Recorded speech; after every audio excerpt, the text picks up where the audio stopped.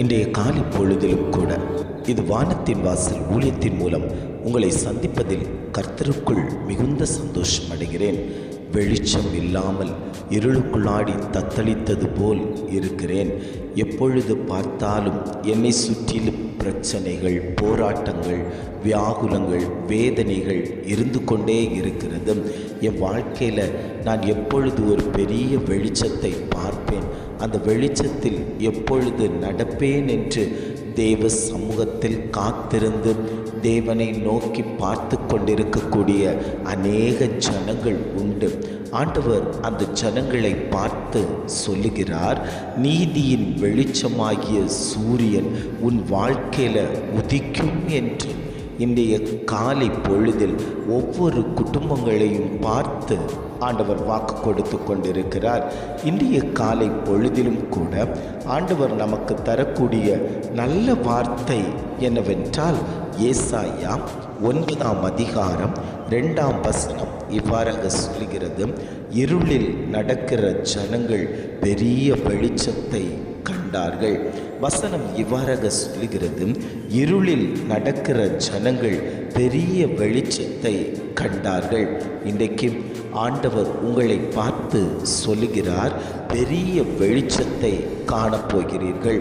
உலக இரட்சகராகிய இயேசு அவர் உங்களுக்காக பிறந்திருக்கிறார் என்கிற செய்தியின் வெளிச்சத்தை நீங்கள் கேட்கப் போகிறீர்கள். யாரெல்லாம் இருதயங்களில், குடும்பங்களில் இருளுக்குள் இருந்து கொண்டிருக்கிறார்களோ அவர்களை பார்த்து ஆண்டவர் சொல்லுகிறார், பயப்படாதேயுங்கள், நான் உங்களுக்கு வெளிச்சத்தை தரக்கூடிய தெய்வம். இத்தனை ஆண்டுகளாய் இருளுக்குள் இருந்திருப்பீர்களே, ஆனால் ஆண்டவர் இன்றைக்கு உங்களை பார்த்து வாக்கு கொடுத்து கொண்டிருக்கிறார். இனி நீங்கள் இருளின் பிள்ளைகள் அல்ல, ஒளியின் பிள்ளைகளாய் மாறப்போகிறீர்கள். ஏனென்றால் தெய்வமாகிய கிறிஸ்து உங்கள் குடும்பத்தில் உதித்து விட்டார். ஒவ்வொருவருடைய உள்ளத்திலும் உதித்து விட்டார். ஒவ்வொரு குடும்பங்களிலும் அவர் பாலகனாய் நம்முடைய மத்தியில் அவர் பிறந்து வெளிச்சத்தை பிரகாசிக்க பண்ணி கொண்டிருக்கிறார். நாம் அவரை துதித்து ஆராதனை செய்யும் போதே நம்முடைய குடும்பங்களில் இருக்கக்கூடிய சிறையிருப்புகள் மாற்றப்படும். குடும்பங்களில் இருக்கக்கூடிய இருளின் கிரியைகள் அகற்றப்படும். இஸ்ரவேல் ஜனங்கள் 430 ஆண்டுகள் இருளுக்குள் இருந்து கொண்டார்கள். அந்த இருளில் இருந்து அவர்களை மீட்டெடுப்பதற்காக நம்முடைய தெய்வம் அங்கு வந்தார். அந்த ஜனங்களை மீட்டெடுத்து வெளிச்சத்தை நோக்கி நடந்து கூட்டிக் கொண்டு வந்தார். அந்த தெய்வத்தை தான் இன்னைக்கு நீங்கள் ஆராதித்து கொண்டிருக்கிறீர்கள். அந்த தெய்வம் உங்கள் குடும்பங்களில் இருக்கிறாரா? உங்களோடு கூட இருக்கிறாரா? உங்களோடு பிரயாணப்படுகிறாரா? அந்த தெய்வத்தை நீங்கள் இறுக்கமாய் பிடித்து கொள்ள வேண்டும். வேதம் நமக்கு அழகாய் சொல்லித் தருகிறது, நமக்கு ஒரு பாலகன் பிறந்தார், நமக்கு ஒரு குமாரன் கொடுக்கப்பட்டார், கர்த்தத்துவம் அவர் தோளின் மேல் இருக்கும், அவர் நாமம் அதிசயமானவர், ஆலோசனை கர்த்தர், வல்லமை உள்ள தேவன், நித்திய பிதா, சமாதான பிரபு எனப்படும்.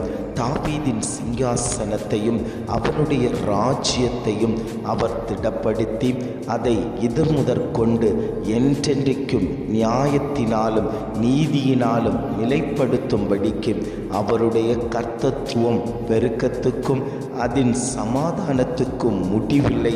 சேனைகளின் கர்த்தருடைய வைராக்கியம் இதை செய்யும் என்று அழகாக நமக்கு எழுதி ஆண்டவர் தந்திருக்கிறார். அந்த தெய்வத்தை நாம் இறுக்கமாய் பிடித்து கொள்ள வேண்டும். அந்த தெய்வத்தின் வைராக்கியம் இன்றைக்கு உங்களிடத்தில் இருக்கிறதா? அந்த தெய்வத்தை நான் இறுக்கமாக பிடித்து கொண்டிருக்கிறேன். என் குடும்பத்தில் சத்ருவானவர் இருளை போட்டு கொண்டிருக்கிறான். எப்பொழுது பார்த்தாலும் வியாதி என்கிற இருள், பிரச்சனை என்கிற இருள், பாடு என்கிற இருள், நான் இருளுக்குள்ளாடியே தான் இருந்து கொண்டிருக்கிறேன். எப்பொழுது இந்த இருள் என்னை விட்டு அகலும்? எப்பொழுது என் குடும்பத்தில் ஒரு வெளிச்சம் உண்டாகும்? என் பிள்ளைகளுடைய வாழ்க்கையில் ஒரு வெளிச்சம் உண்டாகும். நான் பிரயாசப்படுகிறேன், தேவ சமூகத்தில் காத்திருக்கிறேன். என் வாழ்க்கையில் எதுவுமே ஒரு வெளிச்சம் இல்லாதது போல் இருந்து கொண்டிருக்கிறதே என்று தேவனிடத்தில் இருந்து கண்ணீர் வடித்து கொண்டிருக்கக்கூடிய உங்களை பார்த்து தான் ஆண்டவர் சொல்லுகிறார், இருளில் நடக்கிற ஜனங்கள் பெரிய வெளிச்சத்தை காணப்போகிறார்கள். இருளில் நடக்கிற ஜனங்கள் உங்களுக்காக ஒரு பெரிய வெளிச்சம் உதிக்கப் போகிறது. நீதியின் சூரியனாகிய வெளிச்சம் உங்கள் குடும்பத்தில் தங்கி தாபரிக்க போகிறது. அந்த தெய்வம் உங்களை வாழ வைக்கக்கூடிய தெய்வம் இருட்டுக்குள்ளாடி இருந்து கொண்டு பயத்தோடு நடுக்கத்தோடு வாழ வைத்து கொண்டிருக்கக்கூடிய சத்ருவானவனை முறியடித்து வெளிச்சத்தை கொடுத்து என்னை நோக்கி நடந்து வாருங்கள், என் அடிச்சுவடை நோக்கி நடந்து வாருங்கள். உங்களுக்குண்டான ஒரு தேசம் இருக்கிறது, பரலோக தேசத்தில் நான் உன்னை கொண்டு போய் சேர்ப்பேன் என்று ஆவியானவர் வாக்கு கொடுத்து கொண்டிருக்கிறார். எத்தனை பேர் ஆண்டவரே நீர் என் குடும்பத்தில் பிறந்ததற்காக நன்றி ஆண்டவரே.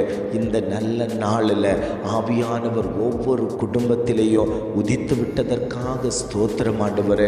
ஒவ்வொருத்தருடைய உள்ளத்திலும் உதித்து விட்டதற்காக ஸ்தோத்திரம் ஆண்டவரே. என்னிடத்தில் இருந்த இருளின் குணங்கள் அத்தனையும் நீர் வரும்போது அது மாற்றப்பட்டு விட்டதேன்னு சொல்லி எத்தனை பேர் விசுவாசத்தோடு சொல்ல முடியும்? என் பிள்ளைகள் மத்தியில், என் குடும்பத்தில், என் புருஷனார் மத்தியில், என் மனைவியின் மத்தியில், என் நண்பர்கள் மத்தியில் இயேசு கிறிஸ்து என்கிற பாலகன் இன்று உதித்து விட்டார் என்று சொல்லக்கூடிய வைராக்கியம் எத்தனை பேர்கிட்ட இருக்கிறது என்று நாம் சிந்தித்து பார்க்க வேண்டும்.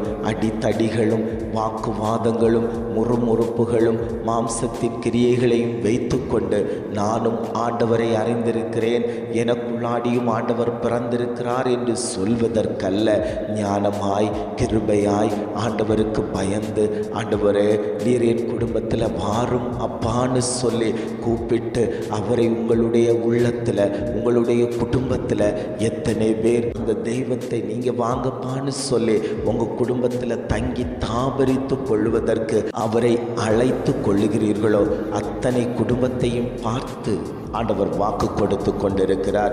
உன்னுடைய குடும்பத்தில் இருக்கக்கூடிய இருள்களை நான் மாற்றி தருவேன்.